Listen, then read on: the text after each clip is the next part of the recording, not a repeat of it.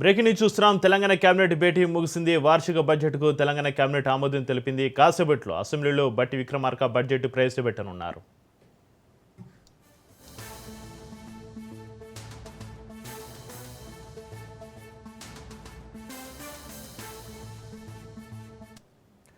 Telangana cabinet భేటీ ముగిసింది. వార్షిక బడ్జెట్కు Telangana cabinet ఆమోదం తెలిపింది. కాసేపట్లో అసెంబ్లీలో బట్టి విక్రమార్క బడ్జెట్ ప్రవేశపెట్టనున్నారు.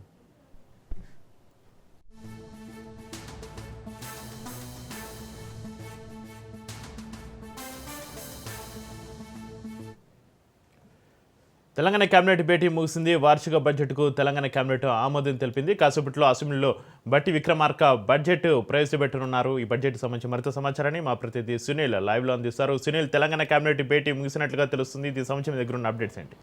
2026-2027కు సంబంధించినటువంటి వార్షిక బడ్జెట్కు సంబంధించిన దాంట్లో తెలంగాణ రాష్ట్ర క్యాబినెట్ సమావేశం కొద్దిసేపు క్రితమే నిర్వహించడం జరిగింది. క్యాబినెట్ సమావేశం కంప్లీట్ అయింది.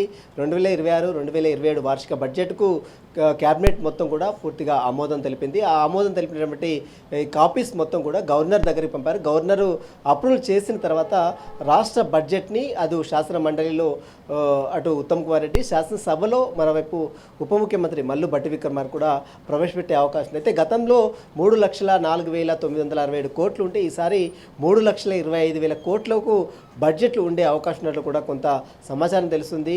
మరి కాసేపట్లోనే రేవతి నక్షత్రము శుభలగ్నం నేతృత్వంలో ఈ యొక్క బడ్జెట్ను కూడా మధ్యాహ్నం 12 గంటలకు మల్లు భట్టి విక్రమార్క ఉప ముఖ్యమంత్రి ఫైనాన్స్ మినిస్టర్ కూడా అతనే ఉన్నాడు కాబట్టి ఈ యొక్క బడ్జెట్ని వరుసగా మూడోసారి మల్లు భట్టి విక్రమార్క అసెంబ్లీలో ప్రవేశపెట్టే అవకాశం ఉంది. శాసన మండలిలో మాత్రం ఉత్తమ్ కుమార్ రెడ్డి గతంలో 2 సార్లు అటు మంత్రి శ్రీధర్ బాబు ప్రవేశించిన నేపథ్యంలో ఈసారి మాత్రము మంత్రి ఉత్తమ్ కుమార్ రెడ్డి శాసన మండలిలో బడ్జెట్ని ప్రవేశపెట్టే అవకాశం ఉంది. గతంతో పోలిస్తే ఈసారి అధికంగా సంక్షేమ పథకాలకు, అదేవిధంగా వైద్య విధానానికి, విద్యకు అదేవిధంగా ఎక్కువగా ఈ యొక్క బడ్జెట్లో కేటాయించినట్టు తెలుస్తుంది. దీంతోపాటు ఇరిగేషన్కు, మరోవైపు వ్యవసాయ శాఖకు ఎక్కువ నిధులు కేటాయించినట్లు కూడా సమాచారం తెలుస్తుంది.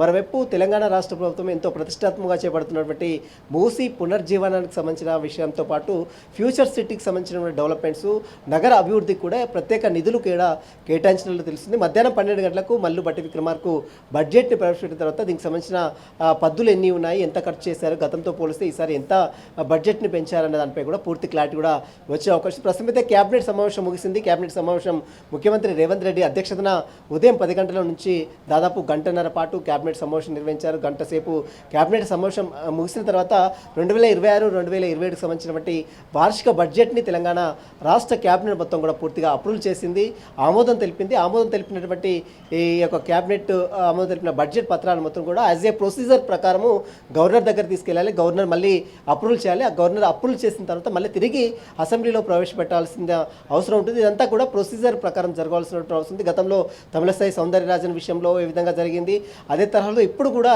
అదే తరహాలో ఈ యొక్క బడ్జెట్ సంబంధించినటువంటి ప్రక్రియ క్యాబినెట్ ఆమోదం తెలిపిన తర్వాత గవర్నరు ఆమోదం తెలుపుతారు. ఆమోదం తెలిపిన తర్వాత రాష్ట్ర బడ్జెట్ని అటు రాష్ట్ర క్యాబినెట్ ఆమోదం తెలిపినటువంటి బడ్జెట్ని మల్లు భట్టి విక్రమార్క గవర్నర్ ఆమోదం తెలిపిన బడ్జెట్ని మల్లు భట్టి విక్రమార్క శాసనసభలో మల్లు అటు ఉత్తమ్ కుమార్ రెడ్డి శాసన మండలిలో కూడా 12 గంటలకు బడ్జెట్ని ప్రవేశపెట్టే అవకాశం ఉంది. ఈసారి గతంతో పోలిస్తే ఈసారి అదనంగా 10% ఎక్కువగా బడ్జెట్ కేటాయించినట్లు కూడా తెలుస్తుంది.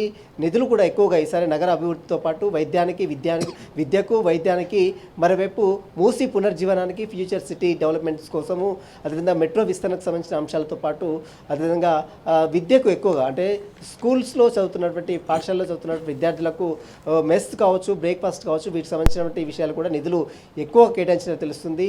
మూసీ సుందరీకరణకు చేపడుతున్నటువంటి తెలంగాణ రాష్ట్ర ప్రభుత్వము చేపడుతున్నటువంటి ప్రాజెక్టు కూడా నిధులు కేటాయించినట్లు సమాచారం తెలుస్తుంది. మధ్యాహ్నం 12 గంటలకు బడ్జెట్కు సంబంధించిన పదులపై కూడా పూర్తిగా బడ్జెట్ ప్రవేశపెట్టిన తర్వాత ఏ శాఖకు ఎంత కేటాయించారు, గతంతో పోలిస్తే ఈసారి వీటికి ఏ నిధులు కేటాయించారని దాన్ని కూడా మల్లు భట్టి విక్రమార్క మధ్యాహ్నం 12 గంటలకు పూర్తిగా బడ్జెట్ని అసెంబ్లీ శాసనసభలో ప్రవేశపెట్టే అవకాశం ఉంది. శాసన మండలిలో మాత్రం ఉత్తమ్ కుమార్ రెడ్డి ప్రవేశపెట్టే అవకాశం ఉంది. అయితే సునీల్, గత ప్రభుత్వ హయాంలో చేసిన ఆ బడ్జెట్ అప్పుల వడ్డీల చెల్లింపుల కోసం ఈ బడ్జెట్లో ఎంత కేటాయించే అవకాశం ఉందంటారు సునీల్? ఎస్, గతంతో పోలిస్తే మనం చూడొచ్చు 3,04,967 కోట్లు బడ్జెట్, రాష్ట్ర బడ్జెట్ కేటాయిస్తే దాంట్లో కొంత ఖర్చు చేసినప్పుడు కూడా కొంత ఇంకా ఖర్చు చేయనటువంటి నిధులు ఎక్కడికి వెళ్ళాయి, ఏ దారి మళ్లించారు, మరోవైపు ఎక్కడి నుంచి రాష్ట్రానికి సంబంధించినటువంటి రెవెన్యూ ఏ రకంగా ఉంది, ఖర్చు ఏ రకంగా ఉంది అన్న దానిపై కూడా ఈ బడ్జెట్లో అటు మల్లు బట్టి విక్రమార్కు పూర్తి వివరాలు కూడా పొందుపరిచే అవకాశం ఉంది. గతంతో వివిధ శాఖలు, వ్యవసాయ శాఖకు దాదాపు 70,000 కోట్లు గతంలో ఖర్చు పెడితే ఈసారి దానికి ఎంత నిధులు కేటాయించారు, మరోవైపు ఇరిగేషన్ శాఖకు 22,000 కోట్లు బడ్జెట్ కేటాయిస్తే ఈసారి మరి ఇప్పటికే చాలా ప్రాజెక్టులు పెండింగ్లో ఉన్నటువంటి ఎస్ఎల్బీసీ కావచ్చు, మరోవైపు పోలవరం రంగారెడ్డి ఎత్తిపోతల పథకానికి సంబంధించిన ప్రాజెక్టు సంబంధించి కావచ్చు, ములుగు కొత్తగా నిర్మిస్తున్న ప్రాజెక్టు సంబంధించిన విషయం కావచ్చు, మరోవైపు ఎయిర్పోర్ట్కి సంబంధించినటువంటి భూసేకరణ ఇప్పటికే అటు వరంగల్ మామ్నూరు ఎయిర్పోర్ట్కి సంబంధించిన భూసేకరణ కంప్లీట్ అయింది కాబట్టి మిగిలినటువంటి కొత్తగూడెం కావచ్చు, ఆదిలాబాద్ ఎయిర్పోర్ట్కి సంబంధించిన భూసేకరణకు నిధులు కేటాయించారా లేదా ఈ బడ్జెట్లో అన్నదానిపై కూడా క్లారిటీ వచ్చే అవకాశం ఉంది. ఇక మిగిలినటువంటి నగరాభివృద్ధి వచ్చే మున్సిపల్ ఎలక్షన్స్ని దృష్టిలో ఉంచుకొని ఈసారి ఎక్కువగా అటు నగర అభివృద్ధికి పెద్ద ప్రాధాన్యత కల్పించినట్టు కూడా సమాచారం తెలుస్తుంది.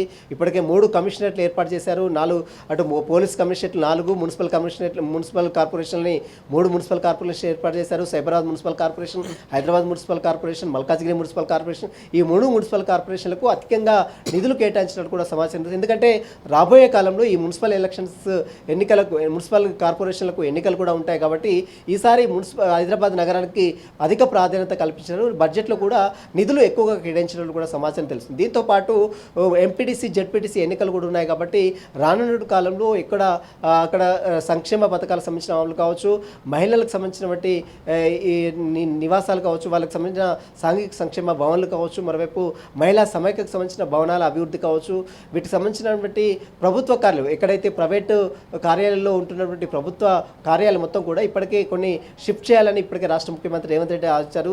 కొత్త భవనాలు నిర్మించాలని ఆదేశాలు జరిగింది. ఆ భవనాలకు సంబంధించినటువంటి ఖర్చులు ఏ విధంగా ఉన్నాయి, ఏ విధంగా నిధులు కేటాయించారనే దాన్ని కూడా ఈ బడ్జెట్లో పూర్తి క్లారిటీ కూడా వచ్చే అవకాశం ఉంది. ఇక అధికంగా మూసీ పునర్జీవనానికి సంబంధించిన విషయంలో తెలంగాణ రాష్ట్ర ప్రభుత్వం అధిక ప్రాధాన్యత కల్పించినట్టు కూడా తెలుస్తుంది. ఎందుకంటే ఇటీవల కాలంలోనే తాజ్ డక్కన్లో ముఖ్యమంత్రి Revanth Reddy power point presentation కూడా ఇవ్వడం జరిగింది. మూసీ సుందరీకరణ ఏ రకంగా చేయాలి, ఏ రకంగా నిర్వాసితులను ఆదుకుంటాము, ఏ రకంగా వాటికి సంబంధించినటువంటి విషయంలో ఏ రకంగా బడ్జెట్ని కేటాయించారనే దానిపై కూడా ఈరోజు మరకాసులోనే క్లారిటీ కూడా వచ్చే అవకాశం ఉంది.